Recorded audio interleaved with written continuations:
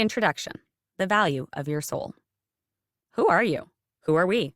We've lost connection with our souls. We've lost connection with ourselves. We no longer know who we are. We've lost a connection to our spirit. We don't understand our powers. We aren't being shown how to hone these amazing gifts we've been given in life. We have become more disconnected than ever while thinking we are more connected. The truth is, we're all slowly becoming unplugged from our core, so much that our inner light is dimming and flickering out. For some, it's almost entirely turned off. Your soul is your source of inspiration. In fact, that's what it's for, and connecting with it allows you to explore life's possibilities, your potential, and your ultimate purpose. Connecting with your soul helps you break out of the system. But be honest, when was the last time you sat around to just think, to question, to explore? However long it's probably been way too long. To follow the urgings of your soul, you need to play the so-called game of life. That means understanding that we all live within a system and it determines how we play the game. I'm not making up a concept to help you form a different perspective. There is a definite system in place. Some aspects of it include everything from the educational system to mass media. This system is not necessarily setting you up for personal achievement and success. The only way to achieve that is to learn the system and learn how to win within it. Or, as I like to say, learn how to hack the game. If we're looking at life as a game, we need to know the rules of the game board and the real-life systems that control the board we play on. If you wish to craft a winning strategy, you must know how things operate around you. You need to understand a system before you can hack it. You need to understand the rules of the system to look for intelligent ways to work within it. Why do I say within it and not break out of it? Because you cannot break out of it. The system is not going anywhere. The wise player does not try to change the system. Instead, they study it and learn to win within it. Just as you cannot or should not cheat when you play a board game, you cannot and should not try to cheat the system. You can get ahead within it when you have right sight of what is actually going on and understand how it works. Even when you learn to break out of the system's conditioning, you will still be living in the system, in the physical world, and likely still residing around those who are still fully under the control of the conditioning you broke out of. For this reason, it is wise to develop your winning strategies for success in your soul game and the game of life within the system once you have awoken to the reality that is the game board of life. System enrollment. Let's start at the absolute root. Who are you and who are you to the system? Wait, we should start with something more tangible. Who are you? You may look at your birth certificate for confirmation, but wait, wouldn't the name on your birth certificate technically qualify as hearsay? Hearsay is a noun. Information that you have heard but do not know to be true. Is your name who you are? Of course not. It's only a label.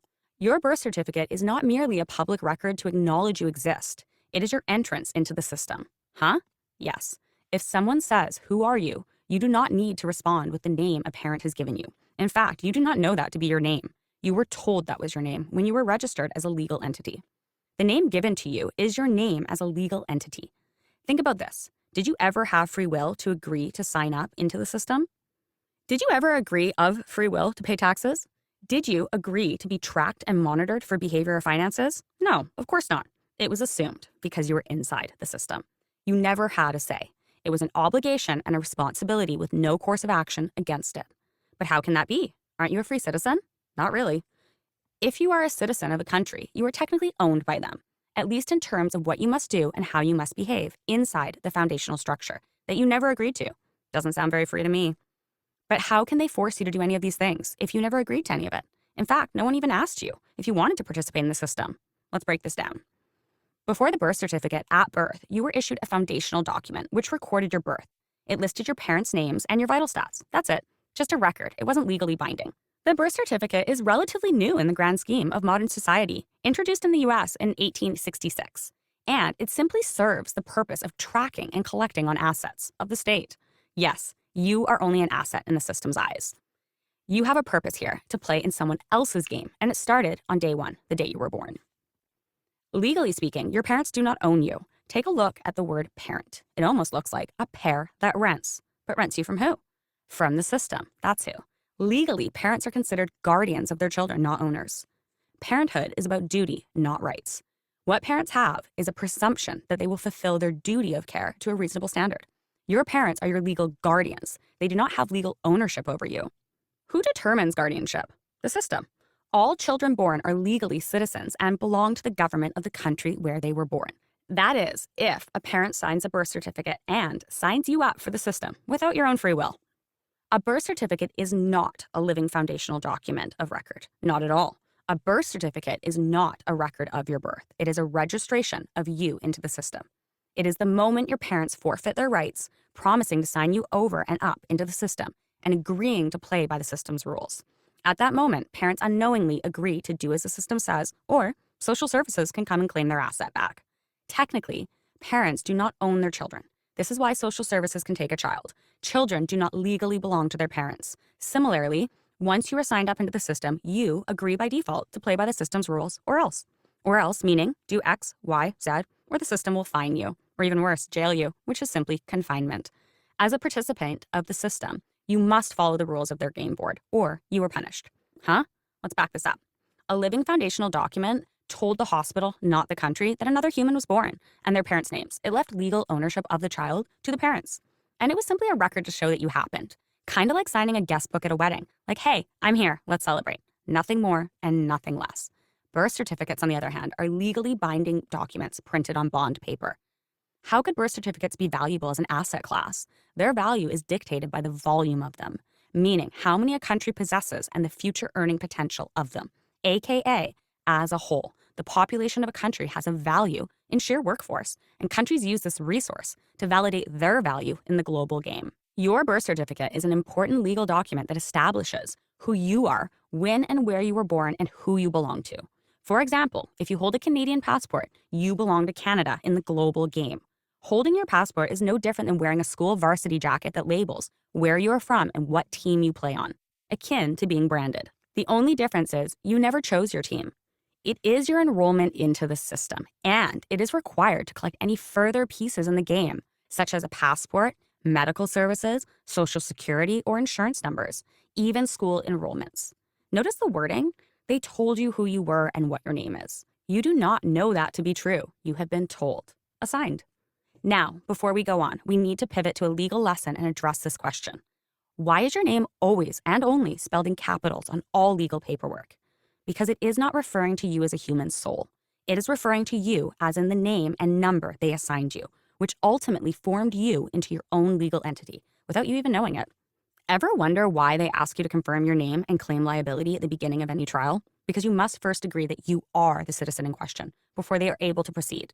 It is common practice in legal systems for the court to confirm the identity of the parties involved to ensure the correct individuals are present and that the court's judgments are enforced against the right entities. Yep, that's right. When you sign a birth certificate, you have become a citizen, and that asset is you, the entity. This is why banking code will address the legal entity, aka the capitalized name, on all paperwork, and then immediately pivot to refer to you, the human, receiving the documents as you and not by your name. Have you ever noticed your credit card agreements or received official mail from the system? For example, your Visa or Amex customer agreement will be addressed to the citizen, your name, in capital letters. Then, never again to be addressed like that. Instead, you and your is used. Once you claim in an agreement that you are the citizen, they can address you as though you have assumed liability and become the party to the actions. Nowhere in any of these documents does it say you as the human is that name. That is why they cannot address you or even serve you matter-of-factly until you've assumed and claimed liability of that capitalized name, the entity. Your legal name is often written in all caps because it has been securitized so that it can be used in commerce. After all, we exist for others' profits. Do you see that now?